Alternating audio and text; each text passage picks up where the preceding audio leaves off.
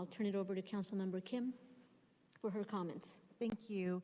I seconded this because even though I don't, Councilmember Agron is correct. I support parts of it, but not all. I've been pretty vocal in my opposition to districting within the city of Irvine. I do support districting overall as a remedy to the California Voting Rights Act. And currently districting is only a legal remedy under the California Voting Rights Act. And it has helped many communities achieve fair representation. However, it will serve no real benefit in Irvine because of the fact that we do not lack representation of the council. And I do feel that the idea of districting within the city of Irvine is really more of a political ploy under the guise of better representation as opposed to actual better representation. The fact that Irvine has no ethnic enclaves, we have absolutely no evidence or no data of racially polarized voting, nor are we in a violation of the California Voting Rights Act. We did receive a letter last year. We responded to it and haven't heard back since because the arguments and the facts that the attorney made was extremely weak. We currently have 3 out of the 5 city council members here on this dais from a protected class in accordance to the California Voting Rights Act. And, you know, this is really due in part because Irvine is a newer city. We did not have redlining that had occurred in most parts of the country. And as a result, we are not only diverse, but we're thoroughly integrated as this nation's in the top 100 largest cities in this nation. And there is no way for us to even carve out a CVRA district that would achieve equity, you know, for districting. And so, you know, we look at it from a CVRA perspective, which is the only perspective that we should be looking at districting on. Because even if we go into districts, let's say we're going to do that, we have to prove that each district has fair representation across the board for all communities and that the CVAP numbers are achieved in every district.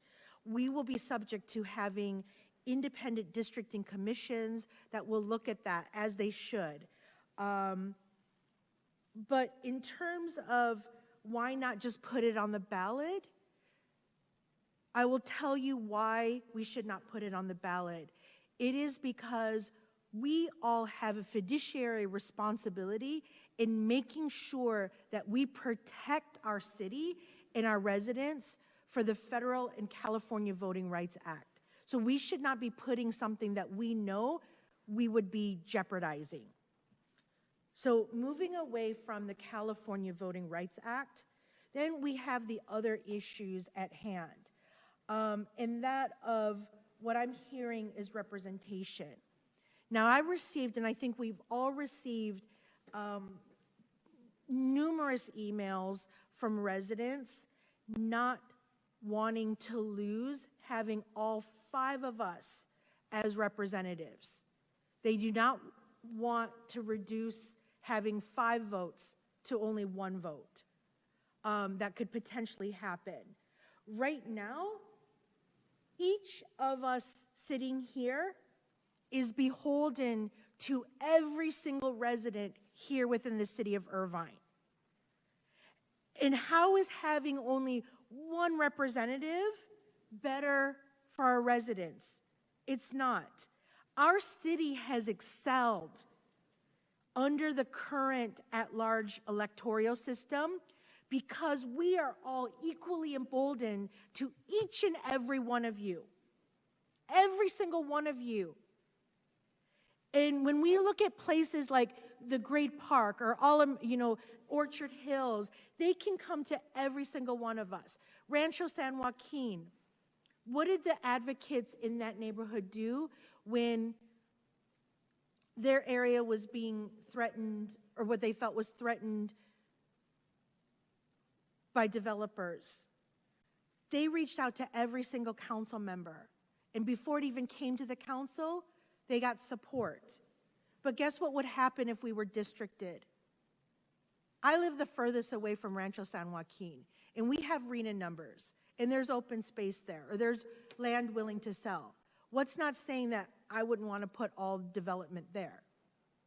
Or if somebody who lives on the other side of town puts all the development where I live, Great Park residents not having a voice. So these are the things that we look at.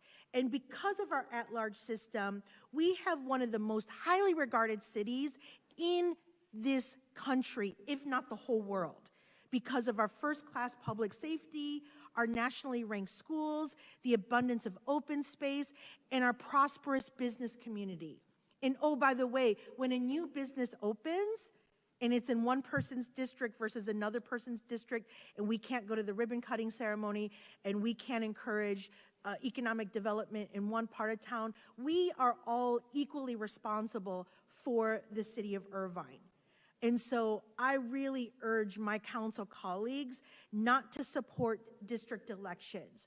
And if we talk about special interests, the next part, and I'll be really brief, districting will not be the solution for special interest.